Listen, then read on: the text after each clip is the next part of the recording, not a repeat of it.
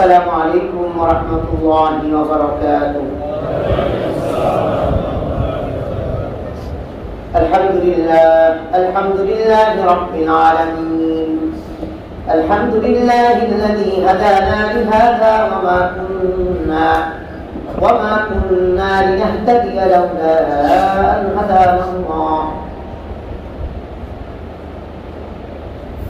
الحمد لله الذي فضلنا على كثير من عباده المؤمنين.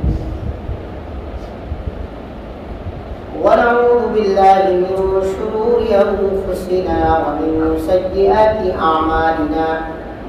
من يهده الله فلا مضل له ومن يضلله فلا هادي له. وأشهد أن لا إله إلا الله وحده لا شريك له. وأشهد أن محمدا عبده ورسوله أرسله بالحق بشيرا ونذيرا وداعيا إلى الله بإذنه وسراجا منيرا. أما بعد فقد قال الله سبحانه وتعالى في كلامه المجيد والفرقان الحميد. أعوذ بالله من الشيطان الرجيم. بسم الله الرحمن الرحيم.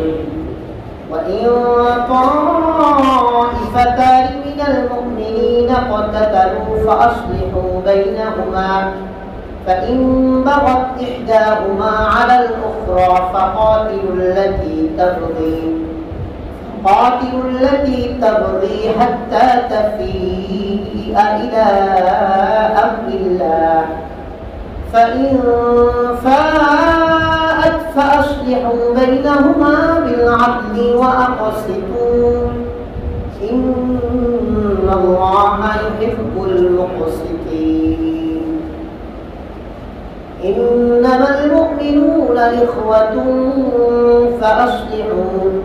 فأصلحوا بين أخويكم واتقوا الله لعلكم ترحمون.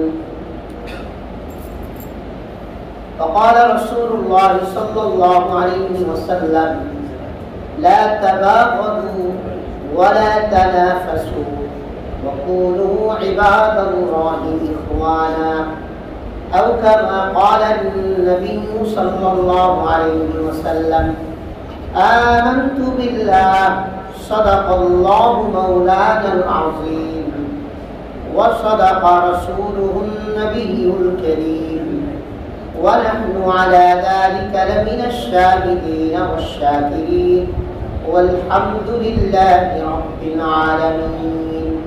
اللهم صل على محمد وعلى آل محمد كما صليت على إبراهيم وعلى آل إبراهيم إنك حميد مجيد. اللهم بارك على محمد وعلى آل محمد كما باركت على إبراهيم وعلى آل إبراهيم إنك حميد مجيد. আলহামদুলিল্লাহ, সকল প্রশংসা সেই মহান রব্বুল আলামিনের জন্য, যিনি আমাদেরকে মানুষ হিসেবে সৃজন করেছেন, পাশাপাশি যে রব না চাইতে ঈমানের মতো, ইসলামের মতো নিয়ামত দিয়ে, কোরআনের মতো সংবিধান দিয়ে যে রব আমাদেরকে সৃষ্টির মধ্যে শ্রেষ্ঠ মানব হিসেবে স্বীকৃতি দিয়েছেন, সে মহান রবের আলিশান দরবারে কালিমাতুশ শুকর আদায় করি। আলহামদুলিল্লাহ। মুহতারাম হাজিরিন, আমরা আজকে তিলাওয়াত করেছি সূরাতুল হুজুরাতের 9 এবং 10 নম্বর আয়াত। ধারাবাহিকভাবে আমরা সূরাতুল হুজুরাতকে সামনে রেখে আলোচনা করছিলাম। সূরাতুল হুজুরাতের মধ্যে সূরাতুল হুজুরাতের প্রতিটি আয়াতে কারিমাই সমাজ বিনির্মাণের জন্য গুরুত্বপূর্ণ। সমাজের শিষ্টাচার, সমাজকে ব্যালেন্স করার জন্য সূরাতুল হুজুরাতের ভূমিকা অপরিসীম। তার মধ্যে আজকে আমরা যে দুটি আয়াতে কারিমা তিলাওয়াত করেছি সূরাতুল হুজুরাতের 9 এবং 10 নম্বর আয়াত, এই দুটি আয়াতে কারিমা সবচেয়ে বেশি ইম্পর্টেন্ট।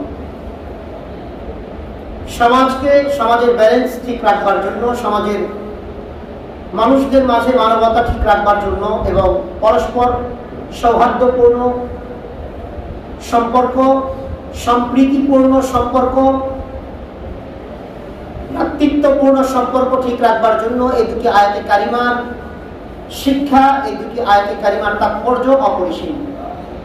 আশা করি আমরা গুরুত্ব সহকারে শুনবো ইনশাআল্লাহ এবং প্রত্যেকে আমলের নিয়তে শুনবো, যেন আমরা এই দুটি আয়াতে কারিমা থেকে আহরিত আলোচিত বিষয়গুলো যেন আমরা আমাদের জীবনে, ব্যক্তি, পারিবারিক, সামাজিক জীবনে, রাষ্ট্রীয় জীবনে যেন আমরা বাস্তবায়ন করতে পারি। আল্লাহ তাআলা আমাদের সবাইকে তৌফিক দান করুন। আমিন। রব্বুল আলামিন হুকুম বয়ান করছেন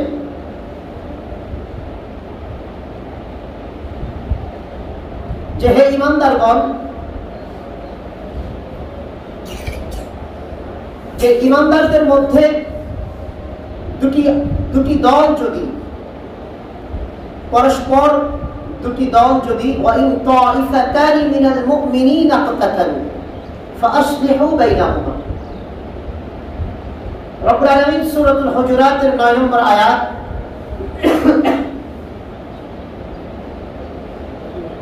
26 নম্বর পারার 15 নম্বর পৃষ্ঠা রব্বুল আলামিন বলছেন ওয়াইন তাইফাতানি মিনাল মুমিনিনা ইকতাতালু ফাআসলিহু বাইনাহুমা। যদি মুমিনদের মধ্যে দুটি দল, দুটি গ্রুপ পরস্পর আত্মকলহে, ঝগড়া বিবাদে লিপ্ত হয়ে যায়, ফাআসলিহু বাইনাহুমা, তাহলে তোমরা যারা আত্মকলহে নাই, তাদের সাথে নেই, এই দুটি গ্রুপের সাথে যারা নেই, তৃতীয় পক্ষ, তৃতীয় দল, তোমরা তাদের উভয়কে মিলিয়ে দিবে। যারা সমাজের মাতবর আছেন, যারা এই কাজগুলো করে থাকেন, তাদের জন্য অনেক শিক্ষণীয় বিষয় আছে, দয়া করে তারা একটু ভালো করে শুনুন। আপনাদের জন্য অনেক খোরাক আছে। এবং যারা জীবনের ঝুঁকি নিয়ে, অনেক মাতবর আছেন, অনেক সরদার ভাই আছেন, অনেক নেতৃস্থানীয় পর্যায়ের যে সমস্ত সম্মানিত ভাইয়েরা আছেন, তারা কিন্তু বিচার করতে গিয়ে অনেক সময় উটকো ঝামেলার শিকার হয়ে পড়ে, হয় না? কথা বলে না? তার সাথে একজনের কোন রকম লেনাদেনাই নেই, কোনো সম্পর্কই নেই, শুধু বিচার করতে গিয়ে এই লোকটা আরেকজনের শত্রু হয়ে গেছে, হয় না? এরকম হাজারো হয়। তাহলে এই লোকটার ফায়দা কি? ইসলাম আপনাকে, আপনার জন্য ইসলাম অনেক ফজিলতের কথা আপনার ব্যাপারে রাসূল আরবি বলেছেন। এবং আল্লাহ তাআলা আপনি যে একজনের বিচার করতে গিয়ে আপনি শুধু একটা ভেজালের মধ্যে নিপতিত হলেন, শুধু একটা পেরেশানির মধ্যে পড়লেন, এগুলোর জন্য রব্বুল আলামিনের পক্ষ থেকে আপনি বেনিফিট পাবেন। আল্লাহ তাআলার পক্ষ থেকে আল্লাহ তাআলা আপনাকে পুরস্কৃত করবেন। এবং রব্বুল আলামিন পরিষ্কার করে বলেছেন এই আয়াতের শেষাংশে, ইন্নাল্লাহা ইউহিব্বুল মুকসিতিন, যারা ন্যায়পরায়ণ বিচারকারী, আমি আল্লাহ স্বয়ং তাদেরকে ভালোবাসি।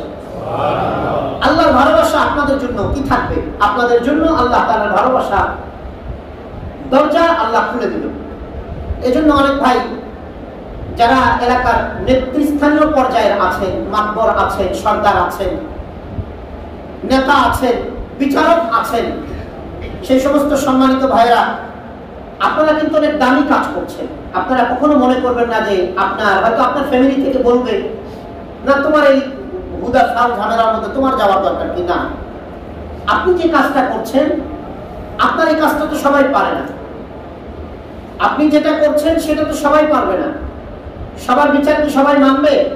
কথা বলেন, সবার বিচার সবাই মানবে? হ্যাঁ, তাহলে সবার বিচার তো সবাই মানবে না। আপনার বিচার দুটো গ্রুপ মানার জন্যই কিন্তু এখানে আসে। হয়তো মাঝখানে একটা উৎকো ঝামেলা, তৃতীয় পক্ষ আর একটা ভেজাল বাধায় ফেলছে, এটা ঠিক আছে, হতে পারে এরকম। কিন্তু তাই বলে যারা বিচারক আছেন তারা কখনো যদি ন্যায় বিচার করেন, আল্লাহর ন্যায় বিচার আপনি পাওয়ার সবচেয়ে বেশি হকদার হয়ে যাবেন। আল্লাহ আপনার প্রতি ন্যায় বিচার করবেন, রহমতের বিচার আপনার উপর আল্লাহ করবেন। এজন্য যারা বিচারক, সমাজ বিনির্মাণের জন্য বিচারকদের ভূমিকা অপরিহার্য। বিচারক লাগবেই সমাজে।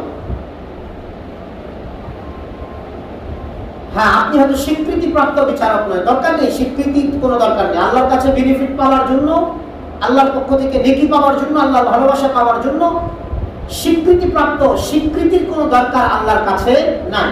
দুটা গ্রুপ লেগেছে মারামারি, আপনি গিয়ে বলেন ভাই কি সমস্যা আমাকে বলো, চেষ্টা করি তোমাদের সমাধান দেওয়ার জন্য।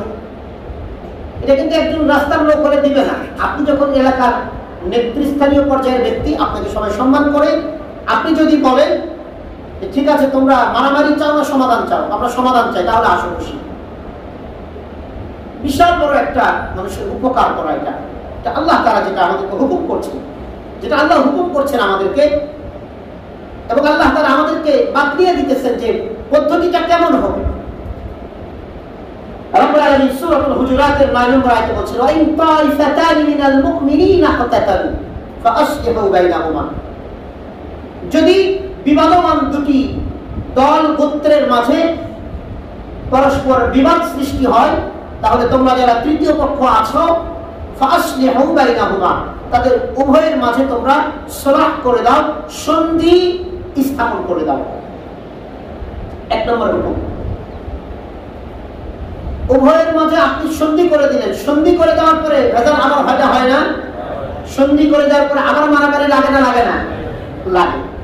আল্লাহ তাআলা তারপরে বলছেন ওয়া ইন তাইফাতানি মিনাল মুমিনিনা ফাতাতালু ফাআসলিহু বাইনাহুমা ফাইন বাগাত ইহদাহুমা আলাল উখরা ফাকাতিলুল লাতী তাবগী হাত্তা তাফীআ ইলা আমরিল্লাহ। রব্বুল আলামিন বলছেন তোমরা সন্ধি করে দেওয়ার পরে উভয় দলে কোন একটা গ্রুপ যদি বাগী হয়ে যায়, বিদ্রোহী হয়ে যায় আর এক গ্রুপের প্রতি, তাহলে যে গ্রুপ বিদ্রোহী তোমরা সকলে মিলে বিদ্রোহী গ্রুপের বিরুদ্ধে যুদ্ধ ঘোষণা করে দিবে। আল্লাহু আকবার বলেন। সন্ধি করে দেওয়ার পরে একটা গ্রুপ আবার বিদ্রোহী হয়ে গিয়েছে, তাহলে তোমরা কি করবে? তোমরা সকলে মিলে বিদ্রোহী গ্রুপটার বিরুদ্ধে যুদ্ধ ঘোষণা করবে। কতক্ষণ পর্যন্ত তাদের বিরুদ্ধে যুদ্ধ করবে? কতক্ষণ পর্যন্ত তাদের বিরুদ্ধে লড়বে? কতক্ষণ পর্যন্ত তাদের বিরুদ্ধে অবস্থান করবে? ইলা আমরিল্লাহ, যতক্ষণ পর্যন্ত না তারা আল্লাহর আদেশের দিকে ফিরে আসে। আল্লাহু আকবার। আল্লাহর আদেশের দিকে ফিরে আসে মানে এই যে আপনি যে বিদ্রোহ করছেন, আপনাদের গ্রুপটা যে অন্যায়ভাবে আরেকটা গ্রুপের উপরে চড়াও হলো, যতক্ষণ পর্যন্ত এই অন্যায়ভাবে চড়াও হওয়া থেকে আপনারা বিরত থেকে আল্লাহর আদেশের দিকে ফিরে না আসবেন, ততক্ষণ পর্যন্ত বিদ্রোহী গ্রুপের বিরুদ্ধে সকলকে কি করতে হবে? সকলকে লড়াই করতে হবে। এটা আল্লাহ তাআলার হুকুম আমি আলোচনা করছি। আমাদের সমাজে আগে থেকেই ছিল, এখনো আছে সুযোগ সন্ধানী ধান্দাবাজ কিছু, এ কোনো দলে যেতে চায় না, আছে না এরকম? আল্লাহ তাআলা বলছেন, এখানে আল্লাহ তাআলা কাউকে মেনশন করেননি, আল্লাহ তাআলা সকলের কথা বলছেন। আর যখনই ন্যায়ের পক্ষটা ভারী হবে, অন্যায়কারী অটোমেটিক দমে যাবে। কথা বলেন, ন্যায়ের পক্ষ ভারী হলে, ন্যায়ের পক্ষ যদি ভারী হয়, অন্যায়কারী কি দমে যাবে না আর মাথা চাড়া দিবে? সমাজে কি অন্যায়কারী বেশি না ন্যায়কারী বেশি? সমাজে অন্যায়কারী কম, সমাজে অন্যায়কারী কম। সমাজে যারা ভালো মানুষের সংখ্যার সমাজে এখনো বেশি, আলহামদুলিল্লাহ বলে, বুঝবান মানুষের সংখ্যা এখনো বেশি। সন্ত্রাসীদের চেয়ে শান্তিকামী মানুষের সংখ্যা সমাজে এখনো বেশি। কথা ঠিক না বেঠিক? আল্লাহ তাআলা বলছেন তাহলে তোমরা বিদ্রোহী গ্রুপের বিরুদ্ধে তোমরা ততক্ষণ পর্যন্ত যুদ্ধ করবে যতক্ষণ পর্যন্ত না তারা আল্লাহর আদেশের দিকে ফিরে আসে। তারপর আল্লাহ বলছেন ফাইন ফাআত ফাআসলিহু বাইনাহুমা বিল আদলি ওয়া আকসিতু। আর যদি ওই বিদ্রোহী গ্রুপ তারা যদি তোমাদের সাথে আবার রফা দফা করতে চায়, আপোষ মীমাংসা করতে চায়, তাহলে তোমরা কি করবে? বিল আদলি, তাদের মধ্যে তোমরা ইনসাফের সাথে ওয়া আকসিতু, ইনসাফ করবে এবং ন্যায় বিচার করবে। ইনসাফ করবে এবং কি করবে? ন্যায় বিচার করবে। দেখুন, যারা বিদ্রোহীরা যখন সাধারণত বিদ্রোহীরা যখন মাথা ঠান্ডা করে সারেন্ডার করে, তখন কিন্তু অনেক সময় এতক্ষণ যারা প্রতিপক্ষ ছিল, এখন বিদ্রোহীরা ঠান্ডা হওয়ার কারণে প্রতিপক্ষরা তাদের উপরে জুলুম শুরু করে দেয়। হয় না এরকম? হাজারো জায়গায় হয়। চিন্তা করে যে এতক্ষণ তোরা অস্ত্র নিয়ে বাহাদুরি করছিলি, এখন তো আমাদের ক্ষমতা, আমাদের সুযোগ, পীড়া উঠবে না। আল্লাহ বলছেন বিল আদলি ওয়া আকসিতু, বান্দা যদি তারা আত্মসমর্পণ করে, সারেন্ডার করে, তারা যদি বিদ্রোহী থেকে নিজেদেরকে ফিরিয়ে নিয়ে আসে, যে ভাই আমরা দুঃখিত, সরি বলে, তাহলে তোমরা কি করো? তাদের মাঝে তারা যতটুকু ক্ষতি করেছে, যতটুকু অন্যায় করেছে প্রতিপক্ষের, তোমরা কি করবে? এটা ন্যায়ের সাথে, ইনসাফের সাথে তোমরা তাদেরকে ইনসাফের সাথে তাদের ন্যায় বিচার করে দিবে। তারপরে রব্বুল আলামিন বলছেন ইন্নাল্লাহা ইউহিব্বুল মুকসিতিন, নিশ্চয়ই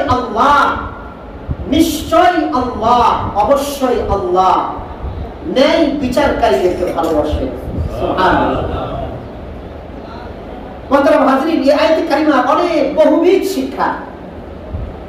এই আয়াতে কারিমার শিক্ষা, এই আয়াতে কারিমা যদি আমাদের সমাজে, আমাদের মুসলমানের সমাজে একটি আয়াতে কারিমা যদি সকলে মেনে চলার চেষ্টা করি, তাহলে এই মুসলিম সমাজে কোনো ত্রাস থাকবে না, কোনো ফাসাদ থাকবে না, কোনো গ্যাঞ্জাম থাকবে না। কথা ঠিক না?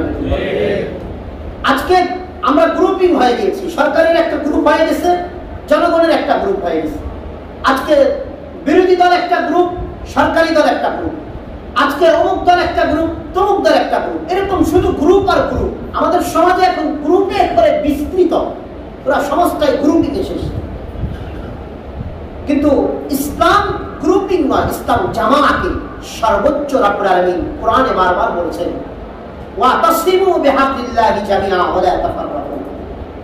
রব্বুল আলামিন পরিষ্কার করে বলে দিয়েছেন লা ওয়াতাসিমু বিহাবলিল্লাহ, তোমরা আল্লাহর রজ্জুকে একসাথে ধরো, আল্লাহর রশিকে।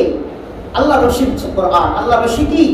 কোরআন। এটাকে একসাথে তোমরা ধরো, ওয়া লা তাফাররাকু, এবং তোমরা বিভেদ করে আলাদা হয়ে যাও না। কি করে আলাদা হয়ে যাও না?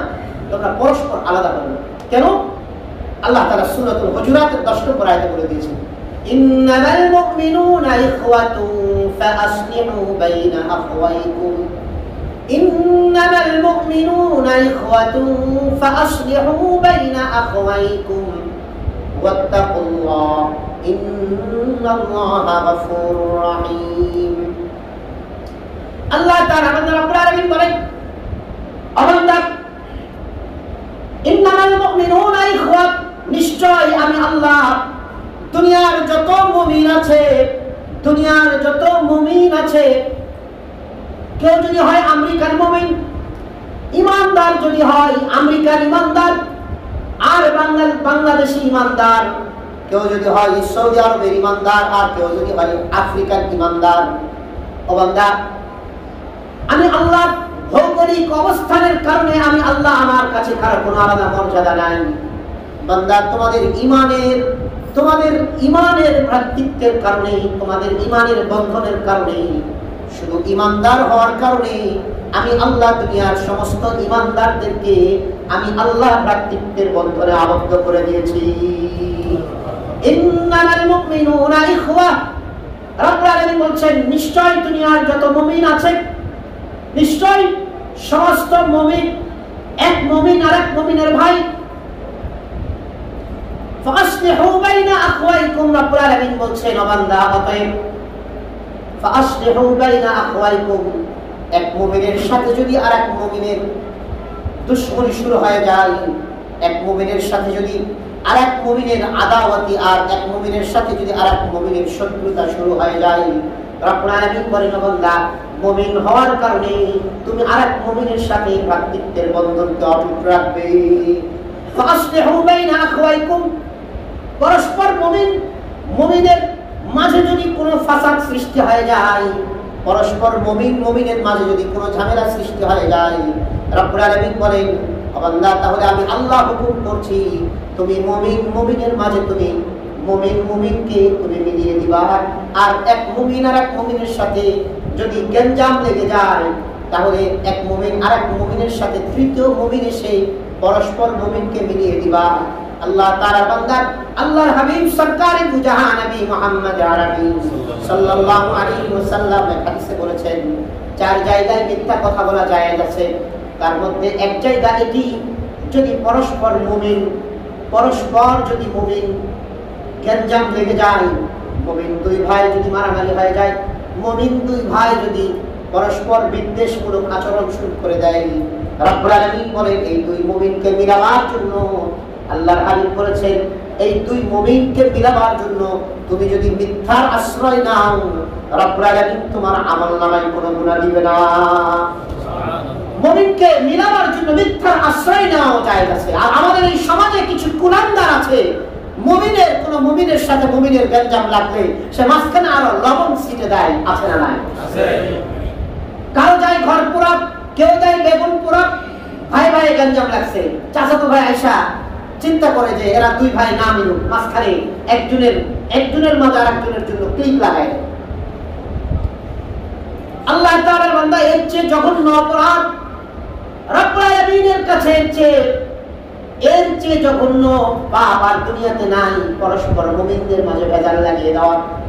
আবু দাউদের হাদিস, আল্লাহর হাবিব সরকারে দু জাহান নবী মুহাম্মদ আরবি সাল্লাল্লাহু আলাইহি ওয়াসাল্লাম বলেন, আমি কি তোমাদেরকে বলবো না, আমি কি আলা উখবিরুকুম, আমি কি তোমাদেরকে খবর দিব না যে সিয়াম, সালাত, সাদাকার চেয়েও দামি আমল আছে।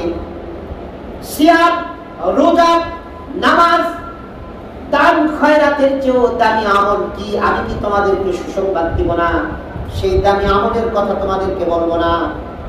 সাহাবায়ে কেরাম বললেন, ইয়া রাসূলুল্লাহ, অবশ্যই আপনি আমাদেরকে সেই দামি আমলের কথা বলুন। আল্লাহর হাবিব সরকারে দু জাহান নবী মুহাম্মদ আরবি সাল্লাল্লাহু আলাইহি ওয়াসাল্লাম বলেন, সালাত, সিয়াম আর সাদকার চেয়েও দামি আমল রব্বুল আলামিনের বান্দাদের মাঝে পরস্পর মিলিয়ে দেওয়া, আল্লাহর বান্দাদের মাঝে মিলিয়ে দেওয়া। আর সবচেয়ে নিকৃষ্ট, আল্লাহর কাছে সবচেয়ে সে ব্যক্তি নিকৃষ্ট, আল্লাহর কাছে সবচেয়ে সে ব্যক্তি খারাপ, যে ব্যক্তি পরস্পরের মাঝে যুদ্ধ বাঁধিয়ে দেয়, পরস্পরের মাঝে ভেজাল বাঁধিয়ে দেয়। আল্লাহ আমাদের হেফাজত করেন। আল্লাহ তাআলা আল্লাহর হাবিব সরকারে দু জাহান নবী মুহাম্মদ আরবি সাল্লাল্লাহু আলাইহি ওয়াসাল্লাম দুনিয়াতে এসেছেন বান্দাদেরকে মিলাবার জন্য, বান্দাদেরকে আলাদা করার জন্য নয়। আল্লাহর হাবিব সরকারে দু জাহান নবী মুহাম্মদ আরবি সাল্লাল্লাহু আলাইহি ওয়াসাল্লাম, আরে জোরে বলেন না একটু, সাল্লাল্লাহু আলাইহি ওয়াসাল্লাম পৃথিবীবাসীকে মিলাবার জন্য এসেছেন, দুনিয়াবাসীকে মিলাবার জন্য এসেছেন, দুনিয়াবাসীকে পরস্পর থেকে দূরে সরাবার জন্য নয়। মক্কার কাফেররা একে অপরকে দেখতে পারত না, ইসলাম একমাত্র তাদেরকে মিলিয়ে দিয়েছে। মক্কার কাফেররাই তো অনেক বড় বড় সাহাবার ব্যাপারেও ঘটনা এসেছে, নিজেদের কন্যা সন্তানগুলোকে জীবন্ত প্রথিত করেছে, কবর দিয়েছে। কিন্তু আল্লাহ তাআলার নবী ইসলাম নামক এই বিধান রব্বুল আলামিন দিয়ে দুনিয়ার মানুষকে পৃথক করবার জন্য নয়, দুনিয়ার মানুষকে আলাদা করবার জন্য নয়, মিলাবার জন্য আল্লাহ তাআলা ইসলামকে দুনিয়াতে পাঠিয়েছেন। আল্লাহর হাবিব সরকারে দু জাহান নবী মুহাম্মদ আরবি সাল্লাল্লাহু আলাইহি ওয়াসাল্লাম মদিনাতে বড় দুটি গোত্র ছিল, আউস এবং খাজরাজ। এই দুটি গোত্র পরস্পর বছরের পর বছর নয়, দশকের পর দশক নয়, যুগের পর যুগ, আল্লাহু আকবার, পরস্পর যুগের পর যুগ তারা কলহ বিবাদ করেছে, দ্বন্দ্ব করেছে। আউস এবং খাজরাজ কিতাবে পাওয়া যায়, হাদিস শরীফে এসেছে 10 যুগ পর্যন্ত তারা, আউস এবং খাজরাজ দুটি গোত্র 10 যুগ পর্যন্ত তারা কলহ বিবাদ করেছে। সন্তান মারা গিয়েছে, একজনের আউস গোত্রের মাধ্যমে, হয়তো খাজরাজ গোত্রের লোকজন হত্যা হয়েছে, খাজরাজের মাধ্যমে আউস হত্যা হয়েছে। নিহত ব্যক্তি নিহত হওয়ার আগে সন্তানদেরকে ওসিয়ত করে যায়, আমি মারা গেলে তোরা তাদেরকে ছাড়বি না, যতদিন তোরা দুনিয়ায় বেঁচে থাকবি ততদিন পর্যন্ত তাদের বিরুদ্ধে যুদ্ধ করবি। আল্লাহ তাআলার বান্দা তাদের অবস্থা এমন ছিল, একটা উট যদি তাদের বাড়ির গাছের সামনে এসে, একটা উট বিরোধী গোত্রের অন্য গোত্রের উট এসে তাদের বাড়ি তাদের গাছের পাতা খেয়েছে, এই উটের কারণে এই উট তাদের পাতা খেলো কেন? তাদের অন্য গোত্রের, যার কারণে তারা পরস্পর দশকের পর দশক ধরে তারা যুদ্ধ করে দিয়েছে। এমন পরিস্থিতি যখন চলছিল মুহাম্মদুর রাসূলুল্লাহ সাল্লাল্লাহু আলাইহি ওয়াসাল্লামের কাছে, তখন এই মদিনার আউস গোত্রের কিছু ব্যক্তি এবং মদিনার খাজরাজ গোত্রের কিছু ব্যক্তি মুহাম্মদুর রাসূলুল্লাহ সাল্লাল্লাহু আলাইহি ওয়াসাল্লামের কাছে মক্কায় যায়। মক্কায় গিয়ে ইসলাম কবুল করে আসে।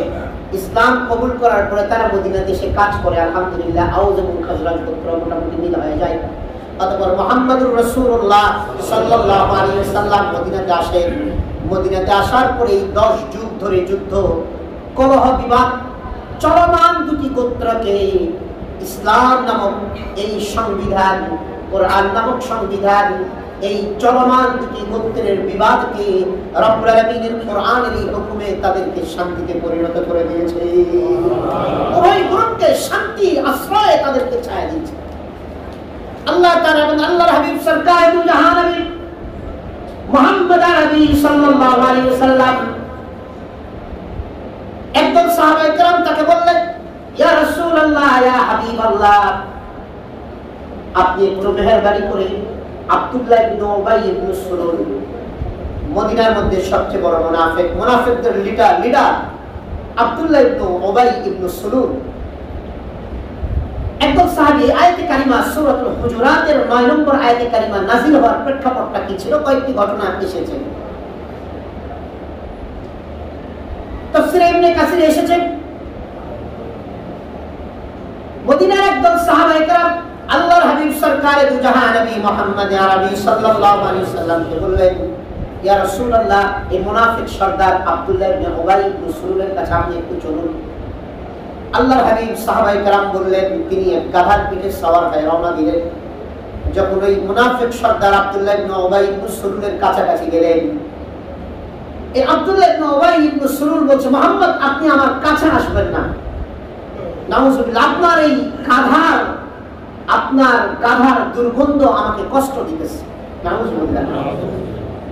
একজন মদিনার আনসারী সাহাবী বলছে, এই বেটা বেয়াদব, মুখে লাগাম লাগে কথা বল, তুই কাছে আসবি না রাসূলের, তোর শরীর থেকে যে দুর্গন্ধ আসতেছে, তোর শরীরের দুর্গন্ধের চেয়ে রাসূলের গাধার শরীরের গন্ধ অনেক ভালো। সুবহানাল্লাহ। কথা বলবি না। আব্দুল্লাহ ইবনে উবাই ইবনে সুলুল এই মুনাফিক সরদারের লোকজন সেই সাহাবীর উপরে চেইতা গেছে। এক পর্যায়ে গিয়ে উভয় গ্রুপে মারামারি শুরু হয়ে গেছে। শেষ পর্যন্ত জুতা ফিকাফিকি শুরু হয়ে গেছে। আল্লাহ তাআলা এই আয়াতে কারিমা নাযিল করে আল্লাহ তাআলা উভয়কে শান্ত হওয়ার কথা বললেন এবং রাসূল আরবি সাল্লাল্লাহু আলাইহি ওয়াসাল্লাম এখানে বিচার মীমাংসা করে দিলেন যে তোমরা খামোশ হয়ে যাও। এরকম আরো কয়েকটা ঘটনা এসেছে। সম্মানিত ভাই, ইসলামের এটা একটা মূল বিধান যে যদি কারোর সাথে কারো গ্যাঞ্জাম হয় তাহলে প্রথমত দেখতে হবে যে কে কার সাথে, প্রথমত কারা এই গ্যাঞ্জামটা শুরু করছে, প্রথমত কারা গ্যাঞ্জাম করছে। যারা প্রথমত গ্যাঞ্জাম করবে, সমাজে ফাসাদ সৃষ্টি করবে, সমাজে যারা ত্রাস সৃষ্টি করবে, তাদেরকে আমাদের কি করতে হবে? আগে বুঝাইতে হবে। তাদেরকে বুঝাইতে হবে। আমাদের বুঝাবার দরজা ইসলাম খোলা রেখেছে। বুঝাবার পরেও যদি তারা না মানে, তাহলে তাদের বিরুদ্ধে যারা আমরা ন্যায়কারী আছি, যারা আমরা অন্যায়কারী নয়, যারা আমরা সন্ত্রাসী নয়, আমরা যারা ভালো মানুষ আছি, আমরা এই সন্ত্রাসীদের বিরুদ্ধে আমাদের একজোট হয়ে তাদের বিরুদ্ধে আমাদের কি করতে হবে? তাদের বিরুদ্ধে আমাদের লড়তে হবে। এটা ইসলামের হুকুম। এজন্য সমাজে একদল মানুষ এরকম থাকে যারা দুই গ্রুপে গ্যাঞ্জাম লাগছে, ওনারা বগল বাজাইতেছে। এরকম আছে না? বগল বাজাইতেছে। এই বগল বাজানোর কোনো সুযোগ আমাদের নাই। ইসলাম আমাদেরকে বলে দিয়েছে যে দুই গ্রুপ গ্যাঞ্জাম লেগেছে, তৃতীয় পক্ষ যারা সবাই একত্রে হবে। হয় যে গ্রুপ অন্যায়কারী, সেই অন্যায়কারী গ্রুপের বিরুদ্ধে সকলকে কি করতে হবে? সকলকে লড়তে হবে। অন্যায়কারী গ্রুপ যদি সকলে যখন সকলে একত্রিত হয়ে, সকলে একজোট হয়ে তাদের বিরুদ্ধে লড়বে, অন্যায়কারী গ্রুপ যত বড়ই হোক তারা আশ্রয় পাবে, তারা অন্যায় করার সুযোগ তারা পাবে। এটা ইসলামের একটা অমোঘ বিধান। কিন্তু দুঃখজনক হলো সত্য যে আমাদের সমাজে গ্যাঞ্জাম লাগলে কিছু ভাই থাকে এই গ্যাঞ্জামটাকে উস্কায় দেয়, কিছু ভাই আছে যে এই গ্যাঞ্জামটাকে আরো বড় কিভাবে করা যায়, কিছু ভাই আছে এই গ্যাঞ্জামকে কিভাবে, গ্যাঞ্জাম ছিল পারিবারিক, এই গ্যাঞ্জামকে সামাজিক করা যায় কিভাবে, কিছু ভাই আছে গ্যাঞ্জাম ছিল সামাজিক, গ্যাঞ্জামকে রাষ্ট্রীয়ভাবে বানানো যায় কিভাবে, এই পাল্টারা তারা করে। এরকম আছে না নাই বলেন? করবো, কুরবানির আলোচনা করবো, আমার মাথায় সব থাকে, আলহামদুলিল্লাহ সময় মতো সব হবে ইনশাআল্লাহ। তাহলে সম্মানিত ভাই, আমাদের এই বিষয়টা আমাদের খেয়াল রাখতে হবে এবং সমাজের সবসময় সমাজের যারা নেতৃস্থানীয় পর্যায়ের লোক আছেন তাদের দায়িত্ব হচ্ছে যে যারা সমাজে যারা নেতৃস্থানীয় পর্যায়ে নয় তাদেরকে নিয়ে বসা, তাদেরকে নিয়ে তাদের সাথে কথা বলা, যে বিষয়টা গ্যাঞ্জাম হওয়ার সম্ভাবনা আছে আগে তাদেরকে বোঝানো, বারবার বোঝানো, তাদের এই বিষয়টার লাভ ক্ষতি দুটোটার দিকই বোঝানো। যদি বারবার বোঝানো হয় তাহলে কিন্তু কারোর ভিতরে কোনো ক্ষোভ থাকে না। বোঝানোর পরে তাদেরকে নিয়ে বসে বোঝানোর পরে যদি আমি যে কাজটা করতে চাচ্ছি, আমি সরকারে আছে, আমি যে কাজটা করতে চাচ্ছি এটা জনগণ কেউ খাচ্ছে না, কেউ মেনে নিতে পারছে না, কেউ মেনে নিতে চাচ্ছে না, কিন্তু অনেক সময় জনগণের কাতারে থাকার কারণে তারা একরকম বুঝতেছে আর আমি ক্ষমতার মসনদে থাকার কারণে আমি একরকম বুঝতেছি। সমাধান তো লাগবে। প্রজা ছাড়া কি দেশ চলবে? কথা বলেন, প্রজা ছাড়া দেশ চলবে? প্রজা ছাড়া যেমন দেশ চলবে না, রাজা ছাড়াও দেশ চলবে না। তাহলে সমাধান তো লাগবে। সমাধান কি? সমাধানের তৃতীয় একটা বিকল্প পথ বের করতে হবে আমাদের। কিন্তু গ্যাঞ্জাম তো লাগানো যাবে না। কিন্তু দুঃখজনক আমাদের দেশে জাতীয় এবং আন্তর্জাতিক পর্যায়ে কোনো ইস্যুতে আমাদের দেশে আপামর জনতাকে নিয়ে যে একটা মিটিং, আপামর জনতাকে নিয়ে যে একটা সুরাহামূলক একটা সিম্পোজিয়াম হোক, মিটিং হোক, মশওয়ারা হোক, এগুলো আমাদের দেশে হয় না, আপামর জনতাকে নিয়ে হয় না। এই জন্য আমরা সরকার মহোদয়কে আমরা অনুরোধ করব, আপনারা বিভিন্ন রকমের উপদেষ্টা রেখেছেন আপনাদের জন্য। দেশে বিভিন্ন বড় বড় উপদেষ্টা আছে, বিভিন্ন রকমের উপদেষ্টা আছে, কিন্তু আমরা সরকার মহোদয়কে অনুরোধ করব, আপনারা যারা আমলা তাদের সরকারে তাদের কোনো দায়িত্ব নেই এই দেশে, আমলারা দেশে কোনো দায়িত্ব আদায় করে না, তারা টাকার জন্য চাকরি করে। কিন্তু দেশের যারা মন্ত্রী আছেন, যারা এমপি আছেন, তাদেরকে আমরা অনুরোধ করব, আপনাদের বেশি বেশি জনদরদি হওয়া দরকার, আপনাদের বেশি বেশি জনদরদি হওয়া দরকার। কেননা আপনারা জনগণের টাকা নিয়ে, জনগণের আপনারা ভোট নিয়ে আপনারা কি হয়েছে, আপনার ক্ষমতার মসনদে আপনারা সমাসীন হয়েছে। আপনাদেরকে আমরা অনুরোধ করব, আপনারা যখন কোনো জাতীয় কোনো বিষয়ে, দেশীয় জাতীয় কোনো বিষয়ে আপনারা যখন কোনো বড় সিদ্ধান্ত নিতে যাবেন, তখন আপনারা উপদেষ্টা আরো বাড়ান। সরকারের উচিত ছিল এই দেশের সবচেয়ে বড় বড় 2-4টা বস্তি থেকে 2-4-10 জন উপদেষ্টা নিয়োগ দেওয়া। বস্তির লোকজন যারা নিয়মিত বস্তিতে থাকে, এই বস্তিতে শিক্ষিত মানুষ নাই? কথা বলেন, বস্তিতে শিক্ষিত মানুষ নাই? এই দেশের লক্ষ লক্ষ মানুষ রিক্সাওয়ালাদের থেকে, রিক্সাওয়ালা মাস্টার ডিগ্রি পাস, এই দেশে হাজারো রিক্সাওয়ালা আছে, এবং মাস্টার ডিগ্রি পাস না হলো যে রিক্সাওয়ালা, যারা পোর খাওয়া রিক্সাওয়ালা, অভিজ্ঞ মানুষ, এরা জীবনের অনেক কিছু, অনেক শিক্ষিত থেকে ভালো বোঝে। কি ভাই কথা ঠিক না? এই দেশের উপদেষ্টা আরো বাড়ানো দরকার। সরকার মহোদয়কে আমরা অনুরোধ করবো, আপনারা বস্তিদের থেকে, বস্তিবাসীদের থেকে কিছু উপদেষ্টা নিন। এদেশের লক্ষ লক্ষ লক্ষ লক্ষ রিক্সাওয়ালাদের থেকে আপনারা কিছু উপদেষ্টা নিন। এই দেশের হাজার হাজার নয়, লক্ষ লক্ষ আপনার মোটর শ্রমিকদের থেকে আপনারা কিছু উপদেষ্টা নিন। এই দেশের লক্ষ লক্ষ মসজিদের ইমামদের থেকে আপনারা কিছু উপদেষ্টা নিন। আপনাদের উপদেষ্টা মন্ডলী বানান, এবং উপদেষ্টা যারা বস্তি থেকে হবে তাদেরকে ভাতা দিবেন, ঠিক আছে, কিন্তু তাদেরকে বস্তি থেকে তারা ওই উপর মহলে দিয়ে থাকতে পারবে না, তারা বস্তিতে থাকতে হবে সারা জীবন। যারা রিক্সাওয়ালা উপদেষ্টা দিবেন তারা সারা জীবন রিক্সায় চালাবে, তাদেরকে বড় ভাতা দিলে তারা গাড়ি বাড়ি করতে পারবে না, বা বড় গাড়ি করে বাড়ি করে অন্য জায়গায় চলে যাবে, এই সুযোগ তাদেরকে দেওয়া যাবে না। এরকম যদি আপনাদের একটা উপদেষ্টা মন্ডলী হয়, এবং জাতীয় জীবনে জাতীয় জীবনের কোনো কিছু বাস্তবায়ন করার জন্য আপনারা যদি এই উপদেশটা সকলকে ডেকে জাতীয় জীবনে কোনো কিছু বাস্তবায়ন করতে চান, তাহলে এই লকডাউন দেওয়ার পরে এত কিছু দেশের মানুষকে বোঝাবার জন্য এত বাহিনী নামানোর কোনো দরকার নাই। যদি তাদেরকে বোঝানোর মাধ্যমে এটা করা হতো, তাহলে লকডাউন দিয়ে মানুষজনকে এরকম ভাবে চাপের মধ্যে রেখে এত কিছু করার দরকার ছিল না। এজন্য আমরা সরকার মহোদয়কে বলবো, আল্লাহর এই সূরাতুল হুজুরাতের 9 নম্বর আয়াতে আল্লাহ এটাই বলছেন যে তোমরা এমন কোনো কাজ করবে না যে তোমাদের কাজের কারণে সরকার বিরোধী হয়ে যায়, সরকারের কাজের কারণে জনগণ বিরোধী হয়ে যায়। সরকার আর জনগণ যখনই মারমুখী হয়ে যাবে, উভয়ে যখন বিরোধী হয়ে যাবে, তখন দেশে কোনোদিনও আল্লাহ তারা শান্তি দিবে না। দেশে অশান্তির অনল জ্বলতেই থাকবে। হয়তো কখনো ভিউ হবে, প্রকাশ হবে, কখনো প্রকাশ হবে না। কথা ঠিক না? সম্মানিত ভাই, ইসলাম আমাদেরকে উভয় পক্ষকে ধৈর্যশীল হতে বলেছে। আমি একটা হাদিস আজকে বলবো, এই হাদিসটা আপনারা সবাই মুখস্থ করবেন। এই হাদিসটা আমরা সবাই মুখস্থ করব। বুখারীর হাদিস। আল্লাহ রাসূল সাল্লাল্লাহু আলাইহি ওয়াসাল্লাম বসে আছেন, আম্মাজান আয়েশা বসে আছেন। এক ইহুদি সে এসে বলছে, আসসালামু আলাইকুম ইয়া মুহাম্মদ। সামুন শব্দের অর্থ হচ্ছে মৃত্যু, মারা যাওয়া। আর সালামুন মানে, কথা বলেন, সালামুন মানে কি? শান্তি বর্ষিত হওয়া, শান্তি। আল্লাহ তাআলার সালাম নাম। আর আরবিতে সামুন মানে মারা যাওয়া, মৃত্যুবরণ করা। সালাম মানে শান্তি বর্ষিত হওয়া বা শান্তি। ইহুদি এসে বলছে, আসসালামু আলাইকুম। আসসালামু আলাইকুম। আমাদের অনেক ভাই আছে মাশাআল্লাহ, উনি একেবারে এলএলবি ডিগ্রি পাস, কিন্তু উনি সালাম দাও শুদ্ধ করে দিতে পারেন। আছে না এরকম? ওনার ইহুদি এসে বলছে, আসসালামু আলাইকুম। আম্মাজান আয়েশা পড়ছিল, মানে মোহাম্মদ আপনি মইরা যান। আম্মাজান আয়েশা সঙ্গে সঙ্গে দাঁড়ায় পড়ছেন, জি দুই ঠেকেছে ওনার। তিনি বলছেন, ওয়ালাইকুম আসসালাম ওয়া লানা। তুই মর এবং তোর উপর আল্লাহ লানত করুন। রাসূল আরবি সাল্লাল্লাহু আলাইহি ওয়াসাল্লাম বললেন যে, আয়েশা বসো, এত উত্তেজিত হও কেন, বসো। ইন্নাল্লাহা ইউহিব্বুর রিফকা বিল আমরি কুল্লি। ইন্নাল্লাহা ইউহিব্বুর রিফকা বিল আমরি কুল্লি।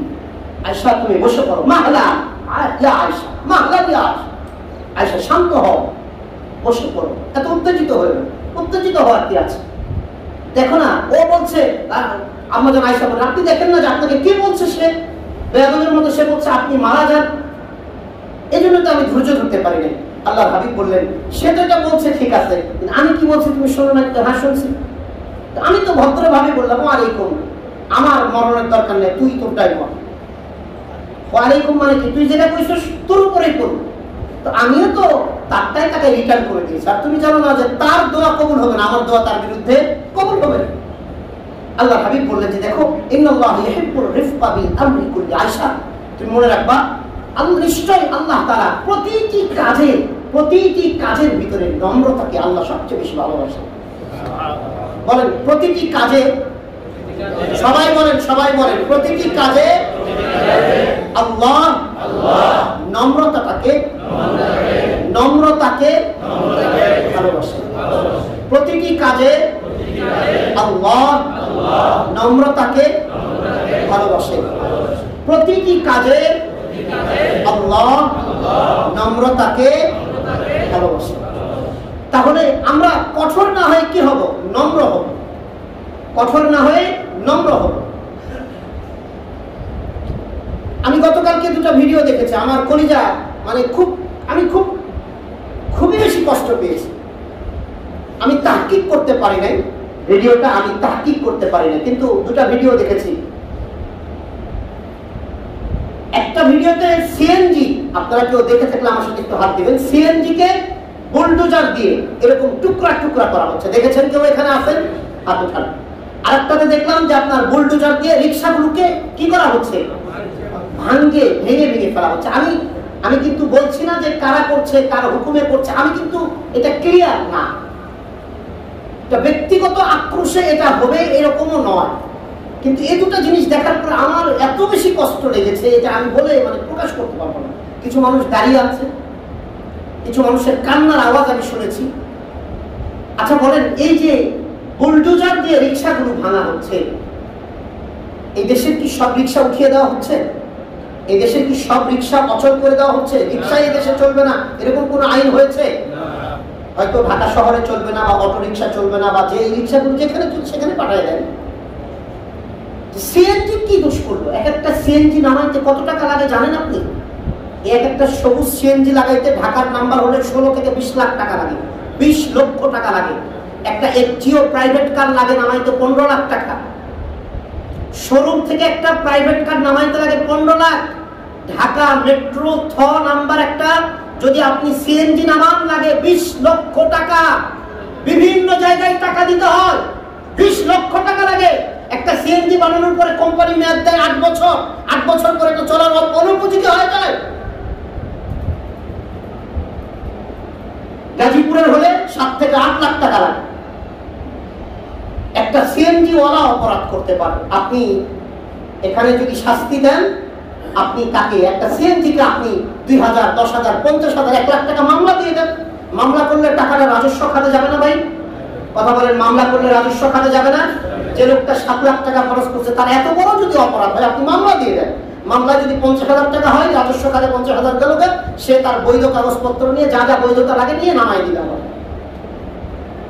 আমি কিন্তু আগেই বলেছি, আমি বিষয়টা ক্লিয়ার না যে এরা কারা, এরা কারা, কে করলো, কার হুকুমে করলো, এই অপরাধগুলো কিভাবে হচ্ছে দেশে, কারা করছে এটা?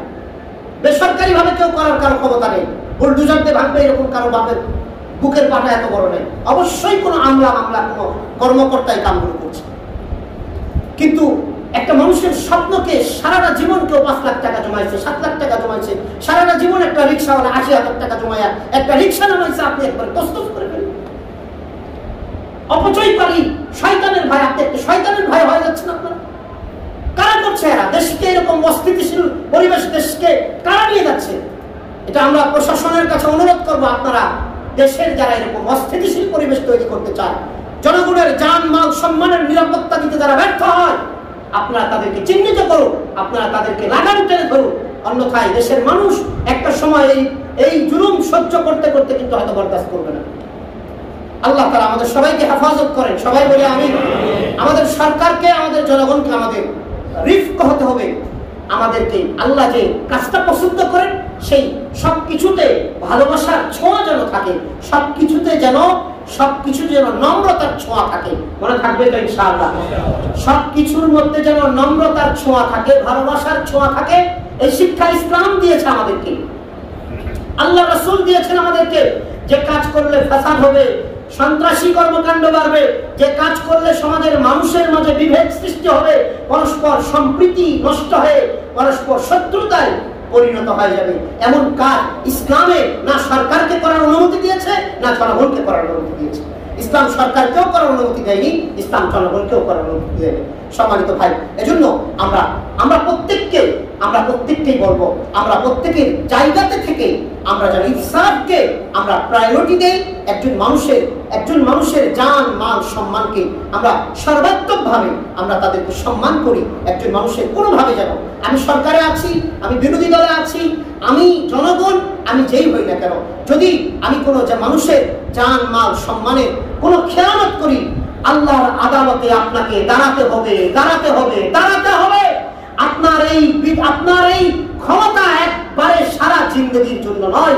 আল্লাহ তাআলা আপনাকে ক্ষমতা লিখে দেন নাই, ওই ফেরাউনকেও আল্লাহ ক্ষমতা লিখে দেন নাই, কোন জালেমকে আল্লাহ ক্ষমতা লিখে দেন নাই, আপনাদেরকেও লিখে দেওয়া হয় নাই। জনগণদেরকেও সরকার বিরোধী, বারবার সরকার বিরোধী কাজ করবে, জনগণকেও এই সুযোগ ইসলাম দেয় নাই। ইসলাম সহাবস্থানের কথা বলেছেন, সহমর্মিতার কথা বলেছেন, ভালোবাসার কথা বলেছেন। উভয় গ্রুপকে ভালোবাসা নিয়ে আমাদের থাকতে হবে। আমি এই আয়াতেই 9 এবং 10 নম্বর আয়াতের ব্যাখ্যা অনেক বড় ব্যাখ্যা। আমাদের আরো কতগুলো বিষয়ে এই ঝামেলাগুলো হয়, এগুলো আমরা আলোচনা করবো ইনশাআল্লাহ। সূরাতুল হুজুরাতকে আমি একটু পাই করে আলোচনা ইনশাআল্লাহ করার চেষ্টা করব। আজকে যেহেতু সময় শেষের দিকে, আমি একটা হাদিস বলে আজকের আলোচনাটা এখানেই সমাপ্ত টানবো। কুরবানির পরে যদি আবার সম্ভব হয় ইনশাআল্লাহ এ ব্যাপারে আলোচনা করা যাবে। একটা হাদিস রাসূল আরবি সাল্লাল্লাহু আলাইহি সাল্লাম একটা হাদিসে বলেছেন যে আমরা আজকে গ্যাঞ্জাম কে কিভাবে পারে সমাজে একটা ত্রাস সৃষ্টি করে কিভাবে মানুষকে কষ্ট দেওয়া যায়, কিভাবে মানুষের মাঝে ফেতাস সৃষ্টি করা যায়, এই মেন্টালিটিটা গ্রহণ না করে আমরা মানুষের মাঝে নম্রতা, ভদ্রতা এবং মানুষকে ভালোবাসার মেন্টালিটিটা আমরা যে জায়গাতে আছি সেখান থেকে আমরা গ্রহণ করি।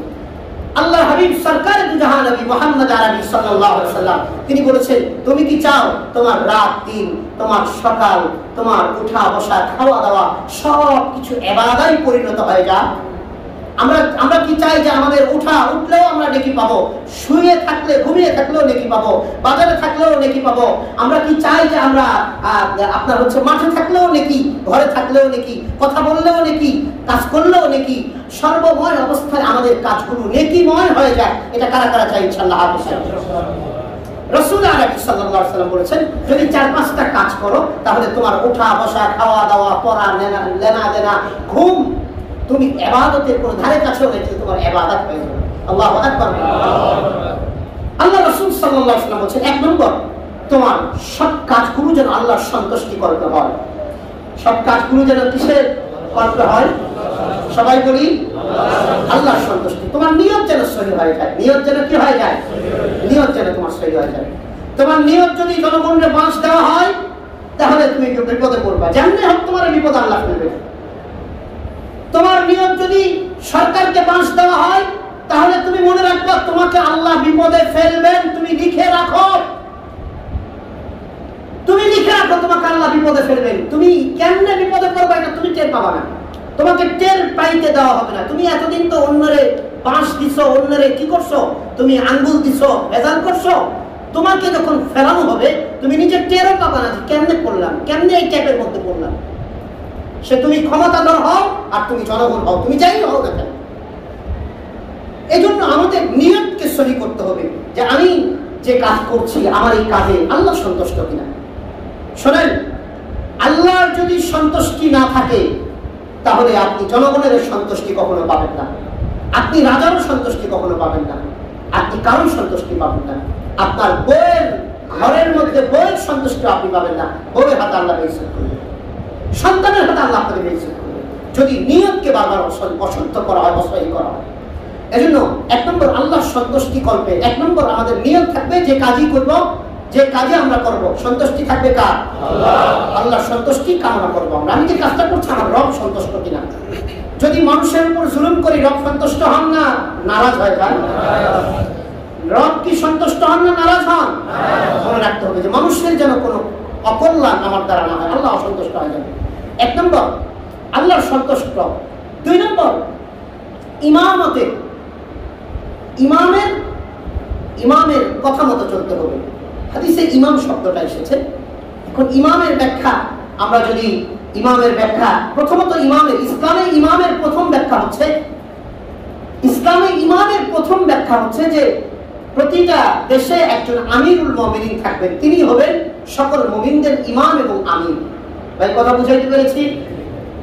এটা হচ্ছে ইসলামী হুকুমত হলে আমিরুল মুমিনিন। কিন্তু যদি দেশে আমিরুল মুমিনিন না থাকে, ইসলামী হুকুমত না থাকে, কিন্তু একজন আমির যিনি মুসলমান আমির যদি থাকে, দেশে যদি মুসলমান আমির থাকে তথা মুসলমান যদি নেতা থাকে, সেই মুসলমান নেতার কোনো কথা কোনো কাজ যদি শরিয়া বিরোধী না হয়, ভাই আমি কথাটা আবার ভালো করে বলছি, মুসলমান লিডারের দেশে মুসলমান লিডার আছে, ইমাম নেই, লিডার আছে, কিন্তু তার কোনো কার্যক্রম ডাইরেক্ট শরীয়ত বিরোধী নয়, তাহলে তার সেই কথাগুলো ইসলাম মানাটাকে ওয়াজিব করে দিয়েছে।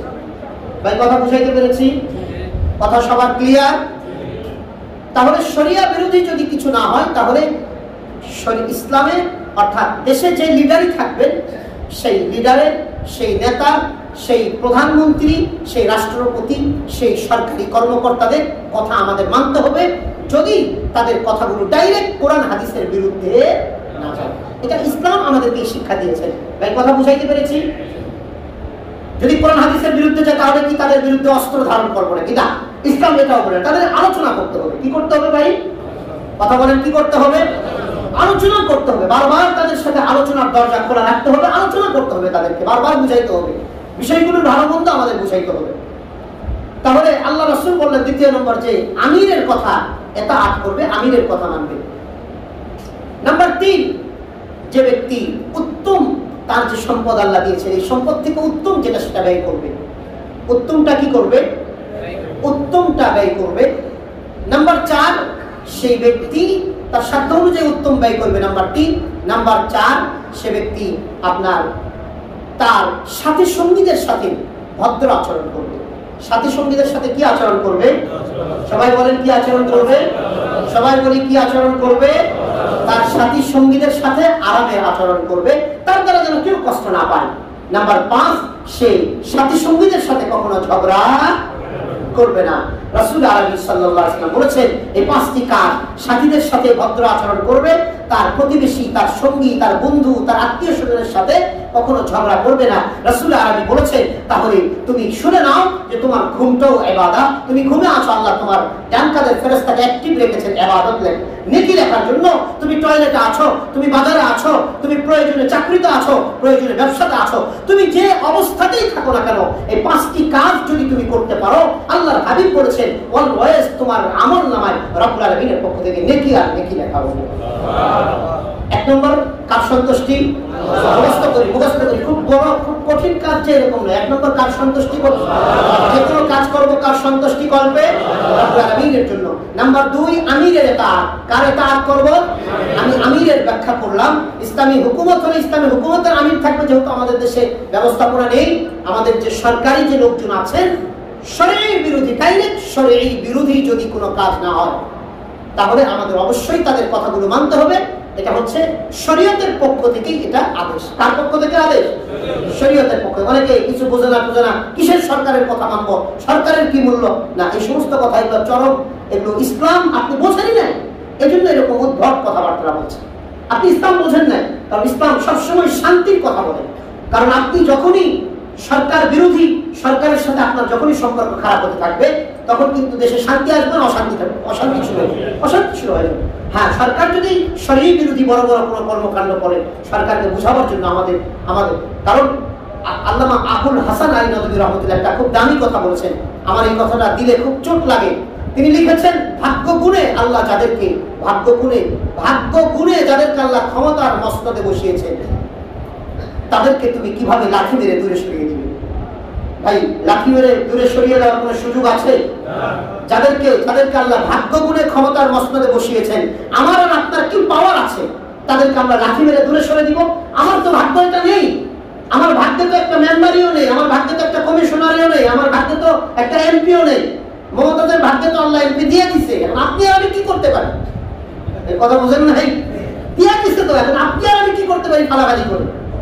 এই জন্য ভাগ্য গুণে আল্লাহ যাদেরকে ক্ষমতার মসনদে বসিয়েছে তাদেরকে সম্মান করতে হবে, এবং তাদেরও উচিত জনগণ যারা আছে তাদেরকে যথাযোগ্য তাদেরকে সম্মান করা। সম্মানিত ভাই, তাহলে আমরা আমিরের ইতাআত করতে হবে। যদি শরিয়া বিরোধী ডাইরেক্ট না হয় তাহলে আমরা অবশ্যই তাদের কথা মানতে হবে। নাম্বার 3, উত্তম জিনিস ব্যয় করতে হবে। কোন জিনিস খরচ করতে হবে? এই যে লকডাউন চলছে, যাদের আমরা যারা জানি আমাদের প্রতিবেশী যারা গরিব আছেন, যারা অসহায় আছেন, তাদেরকে আমরা যতটুকু পারি, দিনমজুর যারা, রিক্সাওয়ালা তো এখন মাশাআল্লাহ রিক্সাওয়ালাদের এখন সুযোগ চলছে, রিক্সাওয়ালাদের রমজানের ঈদ সামনে, কথা বোঝেন নাই? সবকিছু বলতে এখন রিক্সাওয়ালা ভাইরা এখন খুব ঈদে দিন কাটাচ্ছে, কিন্তু দিনমজুর যারা তাদেরকে আমরা একটু খেয়াল করবো। দিন আনে দিন খায় যারা, এই সমস্ত ভাইদের দিকে আমরা যারা একটু বিত্তশালী আছি, আমি অনুরোধ করব আপনারা একটু খেয়াল রাখবেন। ইনশাআল্লাহ আমরা খেয়াল রাখবো। 3 নম্বর। নাম্বার 4, প্রতিবেশী বন্ধুদের সাথে ভালো ব্যবহার করবে। নাম্বার 5, কারোর সাথে ঝগড়া করবে না। এই ব্যাপারে একটা হাদিস বলি। আল্লাহ রাসূল বলেছেন যে শোনো, যদি কেউ অনর্থক ঝগড়া থেকে বেঁচে থাকে তো আল্লাহ তাআলা তার জন্য জান্নাতের পাশে একটা জান্নাত বানিয়ে দিবেন। মূল জান্নাতের পাশে কি ঘর বানিয়ে দিবেন। আর কেউ যদি রিয়েল হক, এটা আমার হক, সত্য বিষয়, সত্য কথা, রিয়েল বিষয়, রিয়েল হক, তারপরেও ঝগড়া হবে দেখে হক ছাই রাখছি, এ ভাইরা এরকম অনেক সময়, ভাই জিনিসটা আমার, আর কিসের তোর জিনিস, এটা আমার জিনিস। ওই যে বলা আসলে এরকম চাপাবাজ, ওই চাপাবাজ কিন্তু নিজেও জানে জিনিসটা তার, কিন্তু হে জানে যে এই লোকটা দুর্বল, পরে জোরে একটা ধাঁধানি দিলে এই লোক পলায়া যায়। ওই চাপাবাজ এই জন্য কিসের তো, এই লোক জানে যে আমি হয়তো কারোর সাথে 10 জন মানুষ নিয়ে আসতে দলিল প্রমাণে জিনিসটা আমার, দলিল প্রমাণ আনতে গেলে তো একটা গ্যাঞ্জাম জায়গা দেবে, থাক বাবা, তুই তোরটা নিয়ে থাক। রাসূল বলছেন এই যে তুমি যে ছেড়ে দিলা তোমার হকটা, যাও এর বিনিময়ে আল্লাহ জান্নাতের মধ্যখানে তোমার জন্য একটা ঘর বানিয়ে দিবেন। তাহলে এই যে ঝগড়া, রাসূল বলেছেন যদি অনর্থক ঝগড়া থেকে তুমি কারোর সাথে বেঁচে থাকো তো আল্লাহ তোমার জান্নাতের পাশে একটি ঘর বানিয়ে দিবেন। আর যদি তুমি তোমার হক পাওয়ার, তোমার হক এটাকে ঝগড়া হবে এই জন্য হকটাকে ছেড়ে দিলা, আল্লাহ তাআলা জান্নাতের মধ্যখানে তোমার জন্য একটা ঘর বানিয়ে দিবেন। আর যদি কার উত্তম চরিত্র হয় আল্লাহ তাআলা জান্নাতের উচ্চ স্থানে তার জন্য একটি ঘর বানিয়ে দিবেন। সম্মানিত ভাই, এজন্য আসুন 5 নম্বর হচ্ছে প্রতিবেশীর সাথে মহব্বতের বন্ধু, ভাই বোন, আত্মীয় স্বজন কারোর সাথে সে ঝগড়া করবে না। রাসূল আরবি বলেছেন তাহলে তুমি মনে রেখো তোমার উঠা বসা, খাওয়া দাওয়া, পড়া নেওয়া, ঘুম, জাগ্রত, টয়লেট যাই করো না কেন সবকিছু অবস্থায় আল্লাহ তোমার আমল নামে শুধু নেকি আর নেকি, নেকি আর নেকি দিয়ে ভরপুর করে দিবে। আমরা এই 5টা জিনিস কারা কারা আমল করবো ইনশাআল্লাহ? আমরা গেঞ্জামে যাবো না তো ইনশাআল্লাহ, কারোর সাথে ঝগড়া করবো না তো ইনশাআল্লাহ, কারো পাওনা নিয়ে টানা হেসরা করবো না তো ইনশাআল্লাহ। আমরা সরকারকে যতটুকু পারি সহযোগিতা করব, কিন্তু সরকার মহোদয়কে আমরা বলবো আপনারা উপদেষ্টা বাড়ান, উপদেষ্টা বাড়ান, বস্তি থেকে উপদেষ্টা নিন আপনারা। জনগণ কি চায়, জনগণ কি বোঝে, জনগণকে চাপ সৃষ্টি করে অনেক কিছু করা যায়, কিন্তু একটা সময় জনগণ যখন একেবারে চাপ পাওয়া আর সহ্য করতে পারে না তখন কিন্তু জনগণ শেষ হয়, যখন পিঠ দেওয়ালে ঠেকে যাবে তখন কিন্তু জনগণ আর সহ্য করবে না। এজন্য আমরা বলবো জনগণের সাথে আপনারা আরো জনবান্ধব হন, আরো পরামর্শ করুন। লোকাল যারা স্থানীয় নেতা আছে তাদের থেকে পরামর্শ নিন, কারণ লোকাল স্থানীয় নেতারা অনেক কিছু ফেস করে, তারা মাঝে মাঝে দৌড়ানিও খায়, এগুলা লোকাল ভাইদেরকে দৌড়ানি খাইতে হয়। কিন্তু ওই যারা এসি রুমে থাকে আর প্রাডু আর পাজারু গাড়ি হাঁকায় এদের এই দৌড়ানি ভাগ্যে জোটে না। তবে ক্ষমতার পালা বদলে ওরা আবার দেশেও থাকতে পারে না, কথা বলে, ক্ষমতার পালা বদলে দেশেও থাকতে পারে না। এই জন্য এমন কাজ করবেন না যে দেশ ছাইরা চলে যেতে হয়। এই জন্য আমরা অনুরোধ করব আসুন জনগণ বান্ধব হন, জনগণের সাথে দূরত্ব যেন সৃষ্টি না হয়। আপনারা দিল দরদি হয়ে তাদের কাছে আসুন। আমরা জনগণ, আমরা কারোর সাথে গ্যাঞ্জাম করবো না, সরকারের সাথে আমরা লাগবো না ইনশাআল্লাহ। ঠিক আছে ভাই?